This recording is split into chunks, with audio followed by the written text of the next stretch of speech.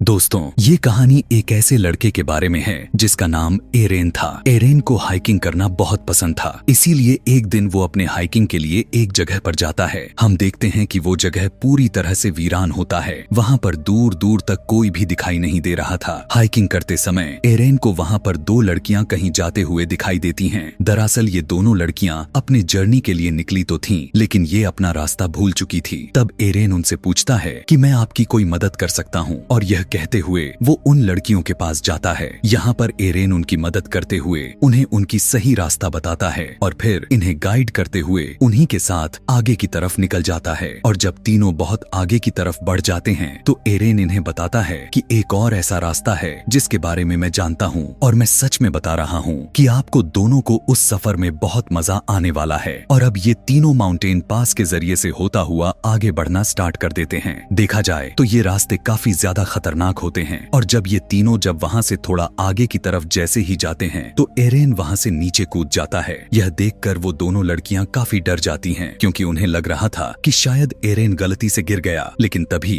एरेन नीचे से उन्हें आवाज लगाता है। दरअसल वहाँ पर बहुत सारा पानी था। पता चलता है कि वो जगह एक पूल थी, इसीलिए एरेन उन दोनों को भी नीचे कूदने के लिए कहता है। तब ये दोनों लड़कियां एक एक करके पानी में कूद जाती हैं, और ऐसा करने में उन्हें बहुत मजा आता है। वो वहाँ पर काफी एंजॉय भी करते हैं। मजे कर लेने के बाद ये तीनों अपने सफर के लिए आगे बढ़ चलते हैं। वहाँ से निकलने के बाद एरेन को हाइकिंग के लिए आगे जाना होता है, और उन दोनों लड़कियों को अपने घर के लिए जाना था। तो इसीलिए ये तीनों यहाँ एक साथ होने पर अलग होने से पहले एक सेल्फी बनाते हैं। एरेन उससे पूछता है कि क्या हम दोनों दोबारा कभी मिलेंगे। तब उनमें से एक लड़की कहती है कि कल रात हमारी एक पार्टी होने वाली है जिसमें तुम भी आ सकते हो। तब एरेन उन दोनों लड़कियों को गुड बाय कहकर वहाँ से आगे बढ़ जाता है। एरेन एक माउंटेन पास से आगे की तरफ बढ़ रहा था। वो इस हाइकिंग को एंजॉय करते हुए काफी खुश नजर आ रहा था, लेकिन यहाँ के रास्ते बहुत ही ज्यादा कॉम्प्लिकेटेड और बहुत ही ज्यादा खतरनाक होते हैं। और जब एरेन दो खतरनाक पहाड़ियों से नीचे की तरफ उतरने लगता है तो वहाँ पर अटका हुआ एक बड़ा सा पत्थर होता है, और जब एरेन उस पत्थर का सहारा ले रहा था कि तभी वो पत्थर अपनी जगह से खिसक जाता है, जिसकी वजह से बेचारा एरेन नीचे गिरने लग जाता है। एरेन जो कि उस पत्थर का सहारा ले रखा था, वो पत्थर भी उसके साथ साथ उसके हाथ पर ही आकर गिर जाता है, उसके राइट वाले हैंड पर। और अब एरेन का हाथ दो तंग पहाड़ियों के बीच में ही फंस जाता है। जैसा कि हम देख पाते हैं कि उसे ज्यादा इंजर्ड तो नहीं आई हुई थी, लेकिन उसका हाथ अब उस पत्थर के बीच से निकल ही नहीं रहा था। वो अपने हाथ को वहां उस पत्थर के अंदर से निकालने के लिए बहुत कोशिश करता है, लेकिन वो इसमें नाकामयाब रह गया। और जब एरेन को लगने लगता है कि एरेन का हाथ अब यहाँ से नहीं निकल सकता, तो इसीलिए वो उन दोनों लड़कियों को चिल्ला चिल्ला कर आवाजें लगाना शुरू कर देता है। लेकिन उस पहाड़ों के अंदर से उसकी आवाज बाहर तक भी नहीं जा सकती थी, क्योंकि ये सारे के सारे नैरो माउंटेन्स हैं, और यहाँ से आवाज को बाहर पहुंचाना, जहाँ पर दूर दूर तक कोई इंसान या फिर कोई जानवर, इवन बर्ड्स का भी नामो निशान तक नजर नहीं आ रहे थे। देखा जाए तो ये पूरी तरह से इम्पॉसिबल था। इसके बाद एरेन अपना बैग खोलता है और उसके पास हाइकिंग का जितना भी सामान था वो उन सभी को बाहर निकाल लेता है। उसे यहाँ से किसी भी कीमत पर निकलना होगा, क्योंकि वो काफी अच्छे से जानता था कि शायद यहाँ पर कई महीनों से कोई भी ना आए। अब जो सामान उसने अपने बैग में से बाहर निकाला होता है उसमें एक नाइफ भी होता है। तब वो उस नाइफ की मदद से उस पत्थर की साइड से तोड़ने की कोशिश करता है, लेकिन ये चट्टान तो काफी हार्ड थी, इतनी ज्यादा ठोस थी कि उसे जरा सा भी फर्क नहीं पड़ता।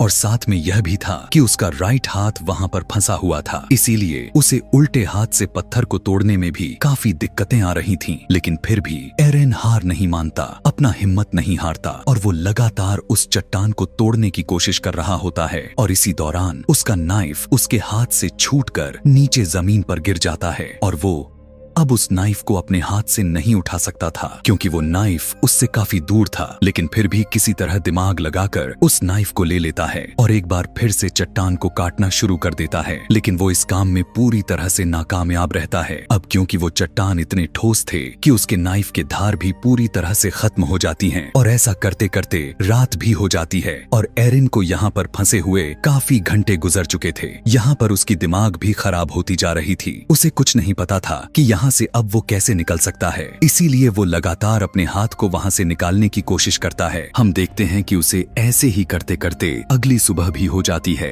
और अब यहाँ पर एरेन को फंसे हुए 25 घंटे हो गए थे, लेकिन स्टिल उसे यहाँ से निकलने का कोई रास्ता नहीं मिल रहा था। कुछ टाइम के बाद वो अपना कैमरा चालू करके उसमें रिकॉर्डिंग करना शुरू कर देता है, जिसमें वो कहता है कि पिछले 25 घंटों से मैं यहाँ पर फंसा हुआ हूँ और कोई भी नहीं जानता कि मैं यहाँ पर हूँ, क्योंकि मैं जब हाइकिंग के लिए निकला था तो किसी को भी नहीं बताया हुआ था। साथ ही मेरे पास खाने का सामान भी बहुत ही कम है और पीने के लिए भी सिर्फ 400 से 500 ml पानी है। और जब वो यह सब कुछ रिकॉर्ड कर रहा होता है तब उसे ऊपर से किसी की आवाज सुनाई देती है। इसी वजह से एरेन जोर जोर से चिल्लाने लगता है, लेकिन उसका चीखने चिल्लाने का कोई भी मतलब नहीं बन रहा था, क्योंकि वहाँ पर तो कोई होता ही नहीं है। कुछ घंटे बीतते हैं और फिर से रात हो जाती है, जहाँ एरेन को भूख लगना शुरू हो जाती है और उसके पास जितना भी खाने का सामान बचा हुआ था वो उसे भी खाने लगता है। तब उसे याद आता है कि आज रात उन लड़कियों ने मुझे अपने पार्टी में इनवाइट किया था, जहाँ पर जाहिर सी बात है कि वाइन भी होगी। हम देखते हैं कि एरेन अब उस पार्टी को इमेजिन करने लगता है और तो और वो अपने आप से बातें भी करने लग जाता है और अब उसे उस टाइम को भी याद करता है जब वो अपने घर से हाइकिंग के लिए निकल रहा होता है, जहाँ से उसे अपने मदर की कॉल भी आ रही थी, लेकिन वो उनकी कॉल नहीं पिक करता, उन्हें नहीं बताता कि वो हाइकिंग के लिए जा रहा है। और अगर एरेन ने उन्हें इस बारे में बताया होता तो शायद वो उसे ढूंढते हुए यहाँ तक आ जाती, लेकिन अब कोई भी नहीं जानता कि एरेन आखिर है कहाँ पर। अब तीसरे दिन यानी कि मंडे को एरेन वहाँ पर एक पुली बनाता है। वो रस्सियों के जरिए उस पत्थर को बांधता है जो पत्थर उसके हाथ पर गिरा हुआ था और रस्सी के दूसरे हिस्से के सहारे उस पत्थर को उठाने की कोशिश कर रहा होता है, लेकिन इतनी स्ट्रगल करने के बावजूद भी वो पत्थर अपने जगह से हिलता तक नहीं है। इसके बाद वो रस्सी के उस सिरे को अपने पैर में फंसाकर पूरा जोर लगाकर उस पत्थर को हिलाने की कोशिश करता है, लेकिन इस बार भी कोई फायदा नहीं होता। मुसीबत तो लगातार बढ़ती ही जा रही थी, क्योंकि 3 दिन हो चुके थे और उसका पीने का पानी भी खत्म हो चुका था। और अब क्योंकि वो यहाँ पर एकदम से फ्री है, उसके पास कोई काम नहीं है, इसीलिए वो यहाँ की छोटी छोटी चीजों को नोटिस कर रहा था, जैसे कि एक बर्ड ऊपर आसमान में उड़ रहा है, वो वहाँ से हिल भी नहीं सकता और इस तरह से वहाँ कुछ कुछ खतरनाक इंसेक्ट्स आते रहते हैं और अगर वो उन इंसेक्ट्स को मारकर खाना चाहता है तो उसे उन्हें यहाँ पर आने का इंतजार करना होगा। और तो और एरेन को यहाँ पर इस चट्टानों के बीच में सिर्फ 15 मिनट ही धूप मिलती है, क्योंकि उसके बाद धूप वहाँ से चली जाती है। और अब 3 दिन के बाद एरेन को यहाँ पर भूख से यहाँ के माहौल से काफी परेशान हो चुका था और इसीलिए अब वो यह डिसाइड करता है कि अब वो अपने हाथ को ही काट देगा। इसीलिए वो यह सोचकर वो अपने हाथ को यानी वो अपने ऊपर वाले बाजू को जोर से बांध लेता है और उसके पास जो नाइफ होता है वो उससे अपने बाजू को काटने की कोशिश करता है,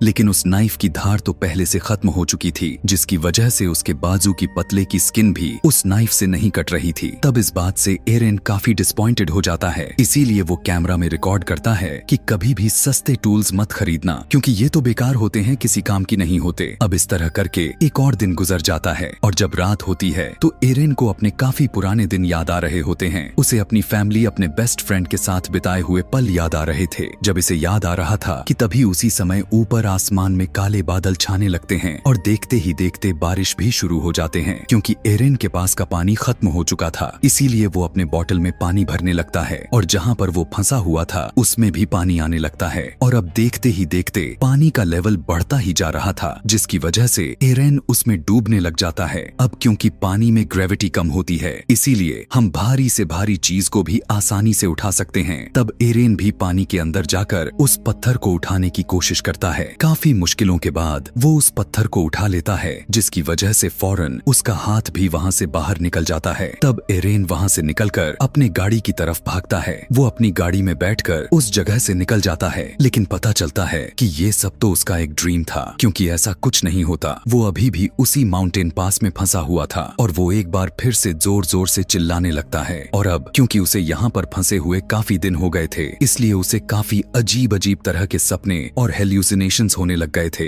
एरेन को यहाँ पर फंसे हुए 4 दिन गुजर गए थे और ये था उसका 5वां दिन। इसलिए उसका बिहेवियर, उसका मेंटल हेल्थ का बैलेंस काफी चेंज हो जाता है। वो अपने आप से बातें करता है, कमेंट्री करता है, हंसता है और अपने आप से कहता है कि अगर मैं उस दिन अपने मदर की कॉल रिसीव कर ली होती, उन्हें मैंने बताया होता कि मैं यहाँ पर हाइकिंग के लिए आ रहा हूँ, तो शायद आज मैं यहाँ पर फंसा हुआ ना होता। और जिस शॉप से मैंने हाइकिंग का सारा सामान लिया था, उस शॉपकीपर को भी मैंने कुछ नहीं बताया था। और अगर उसे पता होता कि मैं यहाँ पर आया हूँ, तो शायद वो एरेन की मिसिंग होने का रिपोर्ट करवा देता, जिसकी वजह से उसे कोई ना कोई तो ढूंढने के लिए यहाँ पर आ ही जाता। यहाँ पर एरेन अपने पेरेंट्स से कहता है कि मैं आपसे बहुत प्यार करता हूँ। दरअसल एरेन ये सब कुछ इसीलिए रिकॉर्ड कर रहा होता है क्योंकि उसके यहाँ से निकलने की उम्मीदें खुद भी खत्म हो चुकी थीं, क्योंकि वो भूखा प्यासा मर रहा है। यहाँ तक कि कुछ न खाने की वजह से उसके बॉडी में पहले जैसा जान भी नहीं है और ये इतना बड़ा पत्थर भी जो है, जो इसे वो जरा सा हिला भी नहीं सकता, उसके जैसे एरेन को यहाँ पर कैद करके रख दिया है। अब एरेन एक बार फिर से बड़ी हिम्मत करके अपने हाथ को बांधता है और नाइफ, जिसकी धार पूरी तरह से खत्म हो चुकी है, वो उससे अपनी हाथ को काटने की कोशिश नहीं करता,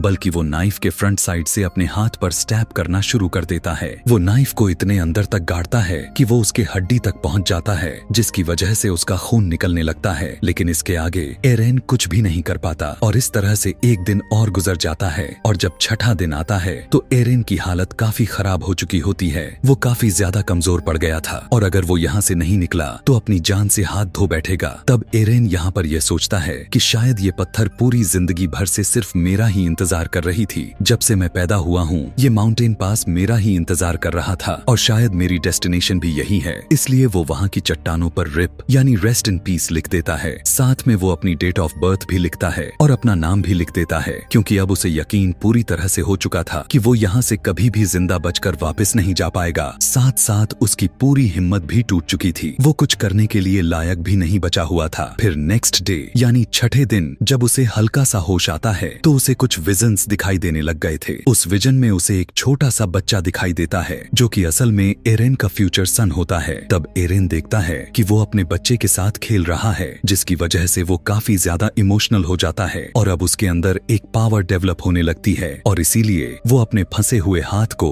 ऑपोजिट साइड की तरफ पूश करने लगता है। ऐसा करके वो अपने हाथ की हड्डी को ही तोड़ डालता है और उसके पास जो चाकू होता है उस पर भी अब उसने धार लगा ली होती है और अब धीरे धीरे करके वो अपने हाथ को काटना शुरू कर देता है और अब इस तरह करके वो अपने हाथ से अपने बॉडी को अलग कर देता है। और आज वो छठे दिन अपने हाथ को सेक्रीफाइस करके इस पत्थर से खुद को आजाद कर लेता है। अब वहाँ से निकलने से पहले वो अपने हाथ की पिक्चर्स भी बनाता है, उसी हाथ की जो अभी भी उस पत्थर में फंसा हुआ है। और अब एरेन बड़ी ही मुश्किल से इन माउंटेन पास से बाहर निकलने लगता है। बाहर निकलकर वो देखता है कि वहाँ नीचे बारिश का पानी कुछ हद तक पड़ा हुआ है। तब एरेन वहाँ पर जाकर वहाँ से बहुत सारा गंदे पानी को पीने लगा, क्योंकि पिछले 6 दिनों से ना उसने कुछ खाया हुआ था और ना ही पानी पिया हुआ था। इसीलिए आज वो जी भर के पानी पीता है और इसके बाद वो वहाँ से आगे निकलता है और उसे आसमान में उड़ता हुआ वो बर्ड भी दिखाई देता है, जैसे वो हर रोज उस माउंटेन पास से देखा करता था और आज भी उसी की तरह खुद को आजाद समझ रहा था। लेकिन अभी भी उस एरिया से निकल पाना इतना आसान भी नहीं था, क्योंकि वो जगह काफी बड़ी होने के साथ बंजर थी। लेकिन अभी भी एरेन हिम्मत नहीं हारता और इतना ज्यादा पेन दर्द में होने के बावजूद भी वो आगे बढ़ता रहता है। और तभी उसे एक फैमिली दिखाई देती है जो कि हाइकिंग के लिए यहाँ पर आई हुई थी। तब एरेन उन्हें आवाज लगाता है और वो भागते हुए उसकी तरफ आते हैं। वो एरेन की मदद के लिए सिक्योरिटी को बुलाते हैं और इसके बाद वहाँ पर एक हेलीकॉप्टर भी आ जाता है और फिर एरेन को वहाँ से हेलीकॉप्टर के जरिए हॉस्पिटल लेकर जाया जाता है। यहाँ से हमें कुछ समय के बाद का सीन दिखाया जाता है जहाँ पर एरेन अब पूरी तरह से ठीक हो गया था और एरेन ने जो अपने बच्चे के विजन देखे थे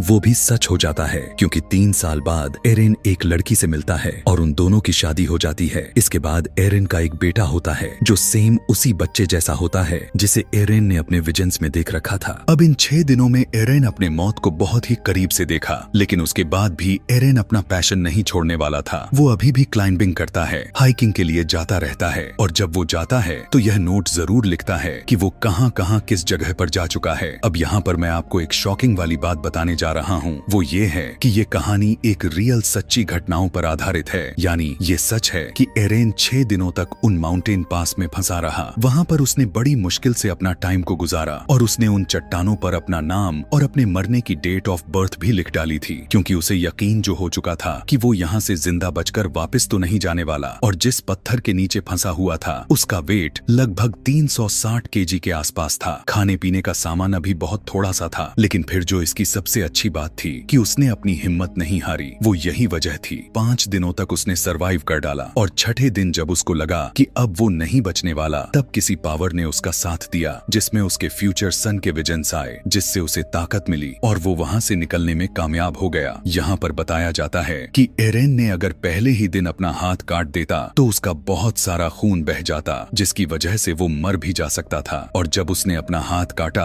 अगर वो अपना हाथ को काटा भी ना होता तो तब भी वो वहाँ पर मर जाता। जब उसने अपना हाथ को काटा तब उसकी बॉडी पूरी तरह से वीक हो चुकी थी, इसीलिए उसका ज्यादा खून नहीं बहा और इसी वजह से अपने हाथ को काट देने के बावजूद भी वो 4 घंटों तक वहीं पर भटकता रहा। और इस तरह से एरेन ने कभी ना हार मानने वाले अपने जज्बे को दिखाया। और इसी के साथ ये मूवी, ये सच्ची कहानी यहीं पर खत्म हो जाती है। ऐसे ही और भी मूवी एक्सप्लेनेशन वीडियोस देखने के लिए कमेंट में अपने पसंदीदा मूवी का नाम लिखना ना भूलें। Thanks for watching.